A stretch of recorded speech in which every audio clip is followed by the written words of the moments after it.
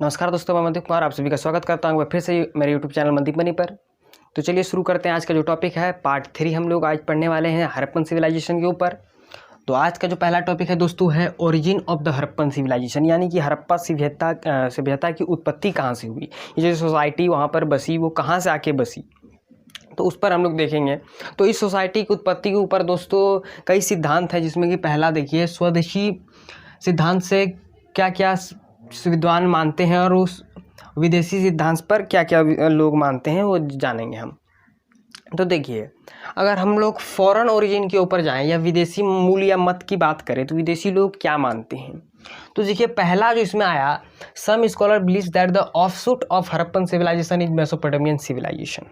कहने का मतलब है कुछ जो है जो विदेशी विद्वानों की बात करें तो उनका मानना है कि जो हड़प्पा जो सभ्यता है दोस्तों वो कहीं ना कहीं एक पार्ट है, एक शाखा है, एक ब्रांच है मेसोपोटामियन सिविलाइजेशन का, यानी मेसोपोटामियन सिविलाइजेशन का एक भाग है हड़प्पन सिविलाइजेशन। ठीक है, कई का ये मानना है और कई का ये भी मानना है कि हड़प्पन सिविलाइजेशन के अंदर एक सुमेरियन सिविलाइजेशन हुआ करता था। जो सुमेरियन सिविलाइजेशन, ये सुमेरियन साइट था जो सुमेरियन सिविलाइजेशन कहलाता है, वो कहीं ना कहीं जिम्मेदार है हड़प्पन सिविलाइजेशन के मतलब उस सोसाइटी को बसाने में, यानी उस सोसाइटी का जो विकास हुआ वो उस कहीं ना कहीं सुमेरियन लोगों का हाथ है। कई स्कॉलर्स का ये भी मानना है। ये जो स्टेटमेंट है कि जिन्होंने कहा कि सुमेरियन लोगों का हाथ, उसमें मार्शल भी आते हैं। हम लोग जॉन मार्शल की बात जो किए थे, डायरेक्टर जनरल, तो उन्होंने ये बात कही थी कि जो सुमेरियन लोग हैं उन्होंने ही हड़प्पन सिविलाइजेशन को कहीं ना कहीं जाके वहाँ पर जाकर सुमेरियन लोगों ने ही हड़प्पन सिविलाइजेशन सोसाइटी को बसाया है। लेकिन पहला जो है ये है। दूसरा कोई कुछ और स्कॉलर्स है जिनका मानना है कि मेसोपोटामियन सिविलाइजेशन के साथ ट्रेड के कारण, मेसोपोटामियन सिविलाइजेशन के व्यापार के कारण क्या हुआ कि जो हड़प्पन सिविलाइजेशन जो अर्ली स्टेज में है उसको काफ़ी मदद मिला मॉडर्न स्टेज में बनने। जो शुरुआती दौर होता है किसी भी सोसाइटी का, उसको मॉडर्न फेस में पहुंचाने में कहीं ना मेसोपोटामियन सिविलाइजेशन का बहुत बड़ा हाथ, उसके साथ व्यापार करने के कारण ही हो सकता है कि मॉडर्न सिविलाइजेशन, मॉडर्न कल्चर में हड़प्पन सिविलाइजेशन पहुंचा। लेकिन ये बात जो सेकेंड स्टेटमेंट आप लोग देख रहे हैं ये बिल्कुल गलत साबित हो गया। कैसे गलत साबित हो गया? जब हम देखें तो वहाँ पर ऐसा कोई भी एविडेंस नहीं मिला था जिससे ये पता चल जाए कि अर्ली स्टेज के समय, जब सोसाइटी की अर्ली स्टेज थी हड़प्पन सोसाइटी सभ्यता की, उस समय कोई ऐसा एविडेंस नहीं है जो ये प्रूव कर दे कि व्यापार हम लोग का संबंध, रिलेशन, ट्रेड रिलेशन था मेसोपोटामियन सिविलाइजेशन। तो ये सेकेंड स्टेटमेंट जो है, जिन्होंने कुछ विद्वानों का जो मानना था, ये बिल्कुल गलत हो गया। अब देखिए, अब ये तो हुआ बात विदेशी मत का। विदेशी मत का मानना क्या है कि जो हड़प्पन सिविलाइजेशन है वो किसने, कहाँ से आया है, वो तो मेसोपोटामियन सिविलाइजेशन से, कहीं ना कहीं उनके जो निर्माता हैं मेसोपोटामियन सिविलाइजेशन से हैं। हाँ, उनका ये मानना है। अब हम लोग चलते हैं इंडिजीनियस ओरिजिन, यानी स्वदेशी मूल या मत के ऊपर चलते हैं। तो according to research we come to know that the root of the Harappan civilisation lie deep in Indian soil. इसका कहने का मतलब है कुछ रिसर्च, रिसेंटली रिसर्च के दौरान ये पता चला है कि कहीं ना कहीं जो हड़प्पन सिविलाइजेशन की का जो कल्चर का, जो समाज का जो जड़ है, कहीं ना कहीं इंडियन में के से ही उत्पन्न हुआ है, इंडियन भूमि से ही उत्पन्न हुआ है। इसका कहने का मतलब जो इंडियन का जो कल्चर है, जिस तरह का कल्चर यहाँ पर है, विलेज का जो कल्चर है, कहीं ना कहीं वो मैच करता है हड़प्पन पीपल के कल्चर से। इसीलिए ये रिसर्च में पता चला कि जो निर्माता हैं हड़प्पन सिविलाइजेशन का, वो कहीं ना कहीं भारतीय लोग हैं। तो भारतीय का क्या मानना है? भारतीय मत की बात करें तो उनका मानना है कि जो हड़प्पन सिविलाइजेशन का कहीं ना कहीं जो निर्माता है वो भारतीय लोग हैं। और विदेशी मत का हम लोग देखें तो वो सुमेरियन को दिया गया है या तो मेसोपोटामियन सिविलाइजेशन को। मेसोपोटामियन सिविलाइजेशन के सुमेरियन लोगों को निर्माता के रूप में देखा गया है विदेशी मत के अनुसार। ठीक है, ये तो हो गया origin of the Harappan civilisation. चलिए अब हम लोग चलते हैं टाउन प्लानिंग के ऊपर। चलिए अब हम लोग समझते हैं टाउन प्लानिंग के बारे में, यानी शहरी नियोजन उन लोगों का कैसा था। तो हड़प्पन सिविलाइजेशन का सबसे जो शॉकिंग करने वाला, स्ट्राइकिंग फीचर जो बोलते हैं, सबसे हैरान करने वाला जो आपका खासियत था वो टाउन प्लानिंग था, उसका शहरी नियोजन ही था हड़प्पन सिविलाइजेशन का। अब देखिए कैसे, हम आपको अभी थोड़ी देर पहले बताएं कि जो सुमेरियन को जो कहा जाता था कि इनका जो निर्माता है वो कैसे गलत साबित होता है। चलिए यहाँ से देखते हैं। जो इंडस के जितने भी अभी तक साइट्स मिले, यानी हड़प्पा के जितने भी साइट्स अभी तक डिस्कवर्ड किए गए हैं, वो सारे के सारे ग्रिड पैटर्न को फॉलो करते हैं, ग्रिड पैटर्न को, ठीक है। और जो सुमेरियन साइट्स जो आप जो बात कर रहे हैं वो सर्कुलर पैटर्न फॉलो करता है, और वो चारों मंदिर जो चारों बगल मंदिर है उसके अंदर जो है सुमेरियन साइट्स के लोग रहते हैं, जो घर है वहाँ पर है। तो कितना डिफरेंस है इससे पता चल जाता है। तो इससे ये साबित हो जाता है कि जो हड़प्पन सिविलाइजेशन के जो निर्माता हैं वो कहीं ना कहीं भारतीय लोग ही हैं, आपके मेसोपोटामियन के सुमेरियन लोग नहीं हैं। तो अब देखिए town main characteristics of town planning, जो खासियत है टाउन प्लानिंग की हम बात करते हैं। तो टाउन को दो भागों में बांटा गया है। एक तो है अपर एरिया, जो हमने पहले ही जाना है। अपर एरिया जो सिटाइडल कहलाता है, जो हमने आपको पहले बोला, जो रेस्ट एरिया होता है किसी भी सिटी या टाउन का, वो सिटाइडल कहलाता है। वहाँ पर पब्लिक बिल्डिंग्स होती है, हमने पार्ट 1 में ये पढ़ चुका है। तो पब्लिक बिल्डिंग्स यानी ग्रेट बात, गैलरीज हो गया, और ज्वेलरी शॉप हो गया, वर्कशॉप वगैरह हो गया, असेंबली हॉल, सब पब्लिक बिल्डिंग में आते हैं। और जो लोअर एरिया यानी लोअर टाउन, वहाँ रेसिडेंटल बिल्डिंग्स हुआ करते हैं, जहाँ पर लोग रहते हैं, खाते हैं और काम करते हैं, उस एरिया को बोलते हैं रेसिडेंटल बिल्डिंग, जहाँ आदमी अपना जो कॉमन मैन है वहाँ पर रहते हैं। पब्लिक बिल्डिंग में भी बिल्डिंग्स हैं जो कि जहाँ पर लोग रहते हैं, लेकिन वहाँ पर थोड़े अधिकारी लोग रहा करते थे, जो बड़े बड़े लोग थे वहाँ रहते थे पब्लिक बिल्डिंग में। अब देखिए टाउन को दो पार्ट में किया गया है। अब इसकी बात देखते हैं। स्ट्रीट्स फॉलोड ग्रिड पैटर्न, ये हमेशा यहाँ से क्वेश्चन आता है कि जो गलियाँ हैं वो किस पैटर्न में हैं, तो ग्रिड पैटर्न को फॉलो करती हैं, और जो कि नॉर्थ से साउथ या देखिए नॉर्थ से साउथ या ईस्ट से वेस्ट की ओर चलती हैं। इस प्रकार से गलियाँ हैं यहाँ की। अब देखिए house drains emptied all waste water to street drain. अब देखिए क्या होता है कि जो घर का जो नाला है, जो भी वेस्ट पानी घर में जमा होता है, जो भी निकलता है, निकासी करने के लिए जो नाला बनाया गया है, वो स्ट्रीट जो गली के नाला है उससे कनेक्टेड होता है, जिसके क्या होता है जो वेस्ट मटेरियल हो डायरेक्टली चला जाता है नाले, मतलब गली के नाले में, और वहाँ से वो अपना जहाँ पर ड्रेन किया जाता होगा वेस्ट वाटर को वहाँ तक चल जाता है। अब देखिए house at the street corner in rounded shape. अब देखिए अब जो गली है, अब गली यहाँ पर एंड होती है।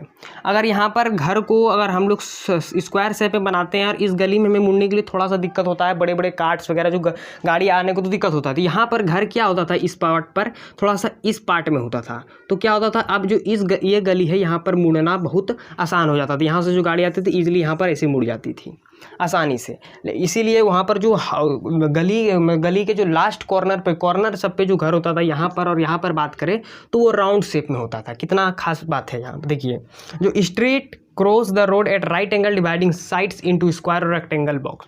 अब देखिए मेन रोड यहाँ है, मान लेते हैं ये मेन रोड है। अब जो गली है, गली जो मेन रोड को ऐसे ऐसे काटती थी कि यहाँ पर जो घर जो है वो स्क्वायर ब्लॉक बना रहा है। देखिए स्क्वायर ब्लॉक या रेक्टेंगुलर ब्लॉक में फॉर्म करता था यहाँ जो घर होंगे। तो जो मेन रोड है उसको इस प्रकार काटती थी, राइट एंगल पर काटती थी, यानी परपेंडिकुलर काटती थी, जिससे क्या होता था स्क्वायर या रेक्टेंगल बॉक्स का निर्माण हो जाता था। ठीक है, अब देखिए हम लोग बात कर चुके हैं टाउन प्लानिंग की। सबसे खास बात है टाउन प्लानिंग की यही। ठीक है दोस्तों, टाउन प्लानिंग में हमें बस इतना ही इसमें इम्पोर्टेंस था कि ये जो टाउन प्लानिंग है, ये जो से साइट्स है इंडस की, वो ग्रिड पैटर्न को फॉलो करती है, और यहाँ की गलियाँ हो गई वो भी ग्रिड पैटर्न को फॉलो करती है। यहाँ नाला का सुविधा था, और जो घर का जो नाला होता वो डायरेक्टली कनेक्टेड होता था गली के नालों से। और जो गलियां हैं वो मेन रोड को एक राइट एंगल पर काटती थी, जिससे क्या होता रेक्टेंगुलर ब्लॉक्स में कन्वर्ट हो जाती थी, वो दिखने में लगती थी। ठीक है, इसलिए सर्कुलर नहीं ग्रिड पैटर्न को फॉलो करती हैं। चलिए अब हम लोग समझते हैं कि उन लोगों का घर किस प्रकार होता था। देखिए उन लोगों का जो घर होता था, जो रेसिडेंटल बिल्डिंग्स हुआ करती हैं जहाँ पर हम लोग रहते हैं, तो हम लोग अभी क्या टेक्निक यूज़ करते हैं, जो हम लोग का जो मानिए जो स्ट्रीट है, मतलब ये जो गली है, तो हम लोग जब घर का निर्माण करते हैं तो हम लोग चाहते हैं कि थोड़ा सा जो हम लोग का जो गली है उससे कहीं ना कहीं थोड़ा ऊपर घर बनाया जाए। उससे क्या होता है कि थोड़ा सा अगर ऊपर घर को बनाया जाता है तो उससे क्या होता है, अगर फ्लड वगैरह आ गया, बाढ़ उड़ आ गया, तो जो वाटर जो लेवल होता है जो रोड से अगर थोड़ा उड़ जाए तो घर में ना घुस पाए। उसके लिए क्या करते हैं हम लोग, रोड से थोड़ा ऊपर घर बनाने की कोशिश करते हैं। सिमिलर हड़प्पन सिविलाइजेशन के जितने भी लोकल उसके लोगों के विलेज में, जितने भी एरिया में जितने भी लोकल लोग रहते थे, वो सेम चीज़ को यूज़ करते थे, यानी कि गली से काफ़ी ऊपर, थोड़ा ऊपर घर बनाने की कोशिश करते थे और घर बनाकर रहते थे। पहली खास बात तो ये है। देखिए वहाँ का जो घर है वो 1 रूम वाला भी होता था, 12 रूम वाला भी होता है, प्राइवेट टॉयलेट्स वगैरह होता था, बाथरूम होता था, एक सेपरेट किचन होता था, ये सारी चीज़ें होती थी उनके घरों में। और अगर बात करें तो उनके घरों की और ख़ास बात क्या थी, उन जो बड़े बड़े घर होते थे ना, तो उनमें जो किचन था वो एकदम फर्स्ट फ्लोर पे होता था, नीचे वाला फ्लोर पर ग्राउंड फ्लोर जिसको बोलते हैं, वहीं पर किचन होता था, स्टोर रूम भी उन लोगों का होता था। और जो वेंटिलेटर जो हम लोग बोलते हैं, विंडोज़ और वेंटिलेटर जो है वो मेन रोड में ना खुल के गली में खुलती थी। गली यानी मेन रोड वहाँ है तो गली साइड में हम लोग को उन लोगों का जो वेंटिलेटर देखा गया है, जो खिड़की वगैरह है, वो उन लोग हमेशा जो है प्रायः क्या करते थे, गली की ओर खोलते थे। ये उन लोगों की खास बात थी।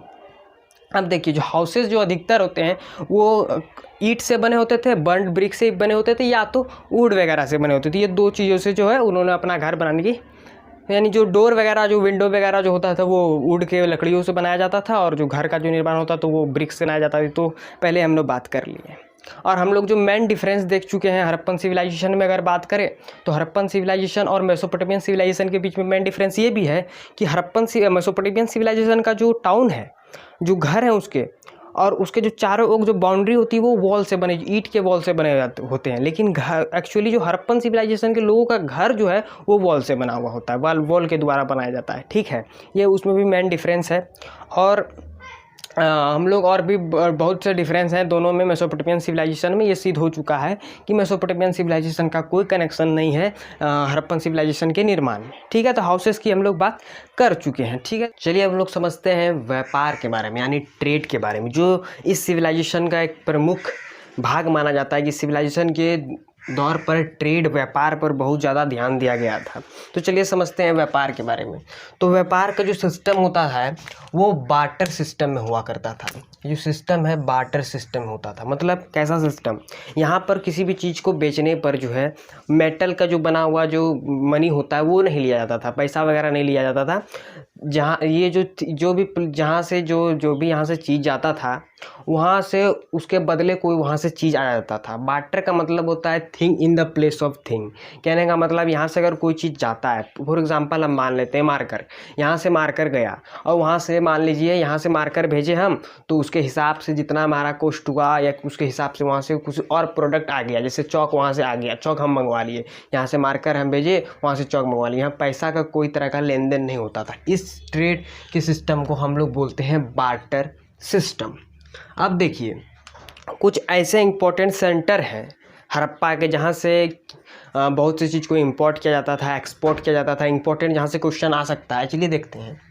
हड़प्पा, मोहनजोदड़ो और लोथल सेंटर था मेटलर्जी से, यानी कि धातु विज्ञान जो था। यहाँ पर क्या होता था, जो मेटल पर स्टडी किया जाता था, और मेटल पर स्टडी करने के बाद उसका क्या किया जाता था, टूल्स व औजार हो गया, आपका हथियार हो गया, और किचन वेयर यानी कि जो किचन के इक्विपमेंट होते हैं वो सारे बनाए जाते थे यहाँ पर। कहाँ पर, लोथल, मोहनजोदड़ो और हड़प्पा में। यहाँ आप देख लीजिए मैप पर आपको दिखाया जा रहा है। यहाँ पर देखिए लोथल है, यहाँ पर मोहनजोदड़ो है, और आपका यहाँ पर हड़प्पा भी दिखाई दे रहा होगा। लोथल, हड़प्पा, मोहनजोदड़ो, तीनों साइट्स आपको यहाँ पर दिखाए गए हैं। ये जो है ये इंडिया है, ये पाकिस्तान है। ये पाकिस्तान जो पहले इंडिया पाकिस्तान एक ही था, इसलिए इस प्रकार का आपको मैंने दिखाया। अब देखिए rice is import from Gujarat to Punjab.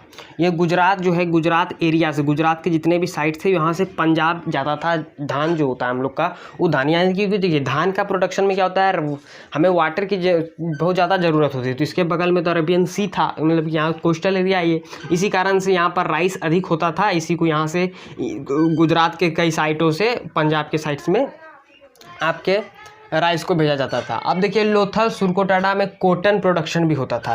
ये जो देखिए यहाँ पर है सुरकोटाडा आपका, और यहाँ पर है लोथल, दोनों साइड्स में कॉटन का भी प्रोडक्शन हुआ करता था। अब देखिए बालाकोट और छानोधारो, जो बालाकोट यहाँ है और छानोधारो यहाँ है, यहाँ पर बेंगल मेकिंग, चूड़ियाँ जो है वो बनाया जाता था इस जगह पर। यहाँ से इंपोर्ट किया जाता था सभी जगह। यहाँ पर जो उसका मैन्युफैक्चरिंग सेंटर जो था वो छानोधारो और बालाकोट था। ठीक है, अब देखिए लोथल में बीड्स, मनका, ये जो लोथल है यहाँ मनका बनाया जाता था। मनका समझते हैं जो आप लोग पहनते हैं, ज्वेलरी जो होता है, जो उसमें जो हीरा टाइप का जो हम लोग बोलते हैं हीरा है, ये वो मनका टाइप का जो होता है उसी को हम लोग बोलते हैं मनका, बीड्स। वो कहाँ बनता था, आपका लोथल में। अब देखिए गोल्ड जो है वो नॉर्थ कर्नाटका और अफगानिस्तान से मंगवाया जाता था, इंपोर्ट किया जाता था, ठीक है। नॉर्थ कर्नाटका से और अफगानिस्तान से मंगवा कर सभी साइड्स में जहाँ जहाँ ज़रूरत पड़ती थी जिस एरिया में, वहाँ ट्रांसपोर्ट किया जाता था। अब तो बात हो गई गोल्ड की। अब बात करते हैं कॉपर की। कॉपर को राजस्थान से, साउथ इंडिया से, बलूचिस्तान से और अरेबिया से, ये चारों जगह से क्या होता था कि कॉपर को मंगवाया जाता था, क्योंकि copper was the first metal to discovered. तो कॉपर को किया जाता था, ये चारों साइड से मंगवा कर डिफरेंट रीजन में भेजा जाता था जहाँ जहाँ ज़रूरत पड़ती थी। अब बात हो गई कॉपर का। अब लेड के देखते हैं। तो ईस्ट और साउथ इंडिया, ईस्ट भाग में और साउथ भाग में इंडिया का लेड प्राप्त होता था, ठीक है। अब देखिए इंपॉर्टेंट क्या है, मेलुहा जो है, जो मेलुहा देख रहे हैं, इंडस का एंशियंट नेम है। इंडियन जो इंडस रीजन है उसी को हम लोग मेलुहा कहते थे, ठीक है। तो इंडस रीजन को ही हम लोग मेलुहा कहते हैं। अब हम देखते हैं, आपको कुछ इंपॉर्टेंट बात बता देते हैं। देखिए ये इंडिया है, ये पाकिस्तान है, ये अफगानिस्तान है, ये ईरान है, और ये इराक है, और ये सऊदी अरेबिया है। अब देखिए यहाँ पर है पर्सियन गल्फ, यहाँ है गल्फ ऑफ ओमन, ठीक है। अब यहाँ पर दो सेंटर है, देखिए एक है दिलमुन, एक है माकन। ये दो सेंटर क्या है, ट्रेडिंग स्टेशन था, किसके बिटवीन। इराक में क्या है हमारा, कौन सा सिविलाइजेशन है, मेसोपोटामियन सिविलाइजेशन। और इंडिया में हमारा कौन सा सिविलाइजेशन है, इंडस सिविलाइजेशन और हड़प्पा सिविलाइजेशन। इस दोनों सिविलाइजेशन के बीच के जो ट्रेडिंग स्टेशन था वो दिलमुन और माकन को माना जाता है, ठीक है। यहाँ से क्या होता है, बोट के द्वारा ट्रेडिंग किया जाता था, ट्रेडिंग स्टेशन था, यहाँ से यहाँ पहले प्रोडक्ट आता था, यहाँ से इसके बाद ये मेसोपोटामियन सिविलाइजेशन में जाता था, और मेसोपोटामियन से जो भी अपना मैन्युफैक्चर्ड गुड्स आता था वो पहले यहाँ पर आता था, इस स्टेशन में चेकिंग होता था, इसके बाद इंडस के पास पहुँचता था, इंडस रीजन में। तो ये ट्रेडिंग सेंटर था, मतलब ट्रेडिंग स्टेशन था उन लोगों का, दिलमुन और मागन। ये दोनों को याद रखना है। ये कहाँ पर है, पर्सियन गल्फ जो है दोनों साइड में, एक साइड में साउथ अरबिया के साइड में आपका दिलमुन है, और ईरान के साइड में आपका माकन है। तो ये दोनों ट्रेडिंग स्टेशन है, किसके बिटवीन, मेसोपोटामियन सिविलाइजेशन और इंडस सिविलाइजेशन के बिटवीन, ठीक है। तो यहाँ से ट्रेडिंग में वही कहीं बहुत हेल्प उन्हें मिलता था। तो ये सारा हो गया आपका ट्रेड पर। तो ट्रेड पर आप क्या देखिए, यहाँ पर देखिए different type of Bengal making भी हुआ करता था, बीड्स वगैरह जो मनका है वो भी बनाया जाता था, कॉटन का था प्रोडक्शन, राइस भी होता था, गोल्ड भी मंगवाया जाता था, कॉपर भी मंगवाया जाता था आपका, अब ब्रॉन्ज को तो वहाँ खुद बनाया भी जाता था। तो ये सारे व्यापार के प्रधान थे जो कि हम लोग अभी देख लिए हैं। चलिए हम लोग समझते हैं हड़प्पा के कुछ इम्पॉर्टेंट जो इसमें से वेट्स थे, उनके ऑर्नामेंट्स, टॉयस, ट्रांसपोर्ट के बारे में भी समझ लेते हैं। तब देखिए वेट्स के बारे में, उन लोगों का जो वेट्स हुआ करता था, जो जिससे वो मापते थे, वो क्यूबिकल स्टोन वेट्स हुआ करता था, ठीक है, स्टोन का हुआ करता था। और जो बेसिक यूनिट था वो 16 हुआ करता था। उन लोगों का जो यूनिट्स था वो इस प्रकार होता था, 16, 32, 48, 64, 128। तो 16 का डबल हुआ करता था, यानी 16 का बोले तो डबल जो है उन लोगों का यूनिट हुआ करता था। अभी जो है 16 का मतलब क्या, 14 ग्राम। 16 का मतलब क्या, 14 ग्राम। उन लोगों का जो वेट्स होता था कुछ इस प्रकार हुआ करता था। अब देखते हैं, चलिए ट्रांसपोर्ट के ऊपर। अब देखिए ट्रांसपोर्ट में हमने पहले ही देखा है कि शिप्स का बिना इस्तेमाल किए अगर उन लोगों का जो ट्रेडिंग सेंटर है लोथल वगैरह, तो वहाँ से जो अगर वो ट्रेड करने की करते हैं दूसरे, अगर ट्रेड करेंगे मेसोपोटामियन सिविलाइजेशन तक जो ट्रेड उन लोगों का फैला हुआ था, तो कहीं ना कहीं उसको वहाँ से ट्रेड करने के लिए शिप्स का ज़रूरत पड़ता था। इसीलिए उन्होंने, देखिए हमें एविडेंस क्या क्या मिला है, टेराकोटा मॉडल ऑफ जो शिप है, यानी कि वहाँ जो शिप हुआ था वो टेराकोटा, जो अधिकतर वहाँ चीज़ है आपका वो टेराकोटा से बना हुआ होता था। जो शिप को डिस्कवर किया गया है लोथल से, शिप को डिस्कवर किया गया है लोथल से, एक पहला एविडेंस। बोट्स का भी इस्तेमाल किया जाता था गुड्स को कैरी करने के लिए, ठीक है। अब देखिए terracotta model of bullock cart also found. Terracotta model जिसका ही बुलक कार्ट भी यहाँ पर देखने को मिला है, जो कि अपने ही रीजन में चलता होगा गुड्स को ट्रांसपोर्ट करने के लिए।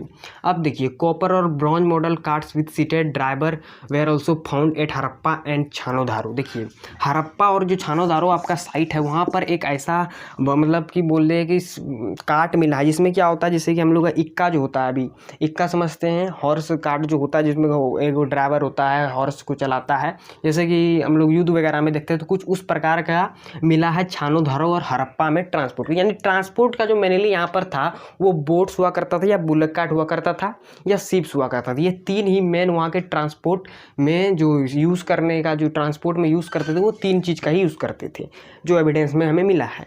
अब देखते हैं हम लोग आते हैं ऑर्नामेंट्स, यानी जेवर जवाहरात वो सब क्या क्या पहनते थे। वहाँ देखिए जेवर जो है मैन भी पहनता था और वुमेन भी पहनता, जैसे नेकलेस हो गया आपका, फिंगर रिंग हो गया, बैंगल्स हो गया, आर्मलेट हो जाता है, नोस रिंग हो गया, फैन शेप्ड हेड ड्रेस जो आप लोग जो यहाँ पे है जो लगाती है वुमेन वो उसको कहते हैं fan shaped head dress, and year rings हो गया। ये सारे ऑर्नामेंट्स का इस्तेमाल तभी कर लिया गया था उन लोगों के द्वारा। तो ये सब जो है जनरली ये सिल्वर का बना हुआ होता था, गोल्ड का बना होता था, ये तो आइवरी का बना होता था। हाथी के दांतों का भी इन्होंने इस्तेमाल करके ज्वेलरी बनाना शुरू कर दिया था। अब देखते हैं टॉयज़ के बारे में। अगर देखिए हड़प्पन सिविलाइजेशन जो है ना वहाँ पर उन्होंने डाइस खेलना भी शुरू कर दिया था। अगर गेम्स की बात करें तो उन्होंने डाइस खेलना भी वहाँ शुरू कर दिया था, यानी कि उन्होंने डाइस खेलना शुरू कर दिया। तो वहाँ के लोगों ने जो गेम्स खेलते थे वो डाइस भी उसमें इन्वॉल्व होता था। अब देखते हैं म्यूजिकल इंस्ट्रूमेंट, उनके पास ड्रम था और लायरी यानी वीणा जिसे हम लोग बोलते हैं, तो उसी टाइप का वहाँ पर ड्रम और लायरी का इस्तेमाल करते थे उन्होंने म्यूजिकल इंस्ट्रूमेंट में। अब टॉयज़ की बात करें तो टॉयज़ क्या होता था उन लोगों का, बर्ड जो होता है बर्ड का टॉयज़ बनाते थे, एनिमल्स का, ह्यूमन बींग का भी जो डिफरेंट पिक्चर्स होता है उसका बनाते थे, कार्ड्स वगैरह का भी बना देते थे। तो ये उसका मेनली टॉयज़ वगैरह हुआ करता था। अब देखिए दोस्तों, अगर हम लोग बात करें स्कल्पचर की, उनकी मूर्तियाँ किस प्रकार होती, तो हम लोग पीछे फर्स्ट पार्ट में क्या पढ़े थे, बियर्ड मैन के बारे में, ब्रॉन्ज एज और डांसिंग गर्ल के बारे में पढ़े थे जो कोई ब्रॉन्ज स्टेच्यू है, तो इन सब के बारे में पढ़ी। ये सारा जो है ये स्कल्पचर में आता है, उसका एक स्कल्पचर जो एविडेंस देता है कि हाँ स्कल्पचर से बनाया गया जाता था। और इसमें एक चीज़ आता है कि स्कल्पर जो है यानी कि मूर्तियाँ जो है उसको लॉस्ट वैक्स प्रोसेस के द्वारा मेटल फॉर्म में तैयार किया जाता है। तो मेटल की जो मूर्तियाँ हैं उसे लॉस्ट वैक्स प्रोसेस के द्वारा तैयार किया जाता था। क्या होता था कि पहले जो है वैक्स में जी क्या होता था जी, जो भी क्ले होता था उसको पहले रख दिया जाता था। इसके बाद जो क्ले को यानी कि उस पर बोले तो एक तरह का पेंट किया जाता था। उसके बाद उसको हीट करके मोम को निकाला जाता था तो वो एक मॉडल ले लेता था, मेटल के रूप में बन जाता था। उसी को बोलते हैं लॉस्ट वैक्स प्रोसेस, ठीक है। उसका इस्तेमाल करते थे वो मेटल की मूर्तियाँ बनाने में। जैसे ब्रॉन्ज स्टेच्यू की हमने बात की तो वो इसी प्रोसेस से उन्होंने ब्रॉन्ज स्टेच्यू को बनाया था। तो लॉस्ट वैक्स प्रोसेस का भी बोलिए तो एक तरह का वहाँ पर देखने को मिला हमें। और ट्रांसपोर्ट की तो बात हम लोग कर चुके हैं। अब देखिए और उसमें से कुछ नहीं है, मॉन्यूमेंट्स वगैरह की तो हम लोग बात कर चुके हैं। जो ग्रेट बाथ हो गया आपका, ये ग्रेनरीज वगैरह हो गया, जो ये हो गया ये मॉन्यूमेंट्स उसमें आता है। ग्रेनरीज में देखिए हमने ग्रेनरीज का आपको क्या बताया गया था कि धान्य घार होता है जहाँ पर क्या होता है ग्रेन्स वगैरह जो फूड ग्रेन्स है वहाँ रखा जाता था। जैसे कि लोथल में हो गया। तो ग्रेनरीज की क्या खास बात थी, तो ग्रेनरीज में होता क्या था कि 2 रो होता था, ठीक है, 2 रो इस प्रकार होता था। और यहाँ पर जो रो में जो है यहाँ पर 6 डब्बा होता था, 1 2 3 4 5 6, ये 6 डब्बा होता था जिसके अंदर क्या होता था जो भी ग्रेन्स होता था उसको रखा जाता था। कुछ इस प्रकार का वहाँ ग्रेनरीज हुआ करता था। तो ये जो ग्रेनरीज वगैरह हो गया, ये सील्स वगैरह, ये आपको एक एविडेंस प्राप्त करता है कि वो ट्रेड में कितने मतलब कि एक्टिव थे ट्रेड के लिए। उन्होंने ट्रेड उनका कितना व्यापार प्रधान, इसलिए उन्हें बोला जाता है सिविलाइजेशन को। तो पार्ट 3 में इतना ही था दोस्तों। वो पार्ट 4 में जो आने वाला है वो सिर्फ और सिर्फ आएगा decline of the Harappan civilisation, यानी कि सिविलाइजेशन किस प्रकार डिक्लाइन हो गया, ये सिविलाइजेशन का अगर सभ्यता जो है किस प्रकार डिक्लाइन हो जाता है, हाँ ठीक है, उसको जानेंगे पार्ट 4 में। अगर ये मेरा वीडियो आपको अच्छा लग रहा है दोस्तों, हेल्पफुल है, तो प्लीज़ इसको लाइक कीजिए, शेयर कीजिए, कमेंट कीजिए और चैनल को सब्सक्राइब कर लीजिए। चलिए दोस्तों मिलते हैं पार्ट 4 में जो कि लास्ट पार्ट होगा हड़प्पन सिविलाइजेशन का। धन्यवाद।